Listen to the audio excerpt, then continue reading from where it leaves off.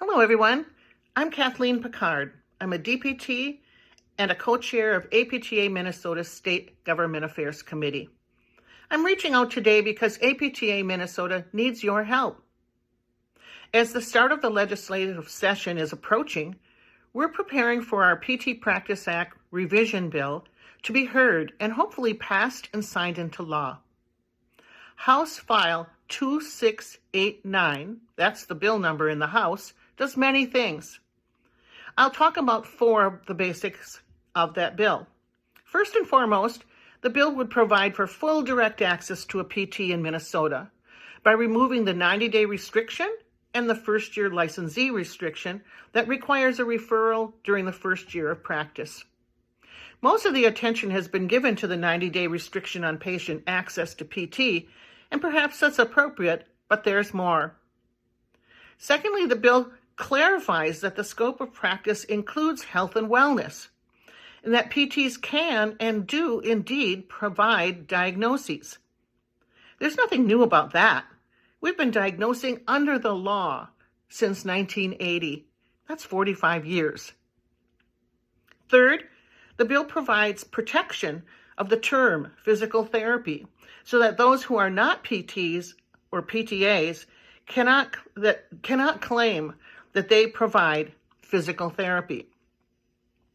It also protects the title Doctor of Physical Therapy and DPT. Who thinks personal trainers should be calling themselves DPTs? In other words, dynamic personal trainers. But the public doesn't know that. And fourth, the bill allows for PTA observation and collaboration visits to occur remotely as they were during COVID. Think of the time savings that's resulted from remote collaborations, freeing up PTs to treat patients rather than driving around for in-person meetings. While the bill includes many provisions, I want to go back to the direct access piece. Can you imagine a time when there's no need for referrals? Wow, some people would say, well, it doesn't really matter. We just require one for everyone. It's the easiest path to take. But what about the patients? What does it cost them to take time away from work or home care, to travel, to get daycare, and pay a co-payment, or worse yet, the whole bill when they haven't met their deductible, just to get redirected to PT? Now, some would say, oh, there's so few patients, that make it to 90 days. So it just doesn't really matter. This isn't that important. Really? What if you were one of those patients? What if you were actually benefiting from PT and then you'd have to stop your care and get a permission slip to continue after 90 days? Would you appreciate that delay in care, especially because there's nothing magical about 90 days? 90 days was a compromise that we were forced to accept in 2008 when we wanted to get rid of the 30-day limitation on care that was imposed arbitrarily in 1985.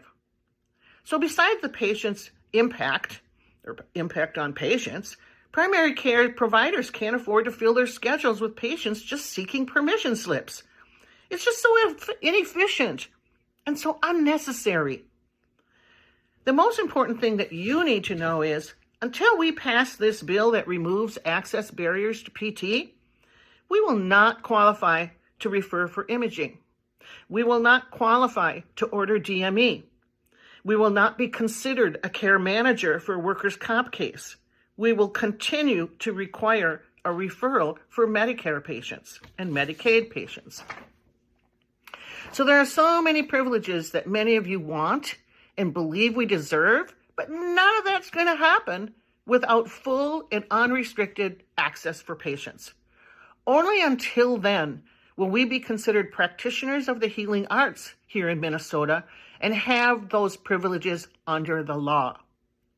So I ask, what can you do? What are you going to do? Here's a few things you could consider. First, figure out who represents you at the state capitol. Go to the Minnesota legislature's website, and on the home page is a little place you can click for who represents me. All you have to do is put in your home address and you'll find out who's your representative at the state capitol and who's your senator at the state capitol. Remember, this is a state legislative issue. Second, you could plan to attend PT Day on the Hill on Thursday, March 5th, and bring a friend.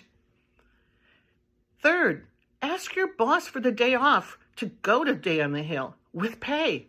Or, if you're the boss, permit one or two of your employees to attend Day on the Hill and join you. You could also stay informed and respond when asked to reach out to your legislators. Citizens matter, and when legislators hear from you, it means something. And last, you could donate online to the Minnesota PT Act. It'll take a big effort to pass House File 2689 in 2026. There are opponents. But as an optimistic person, I feel this could be the bill. This could be the year.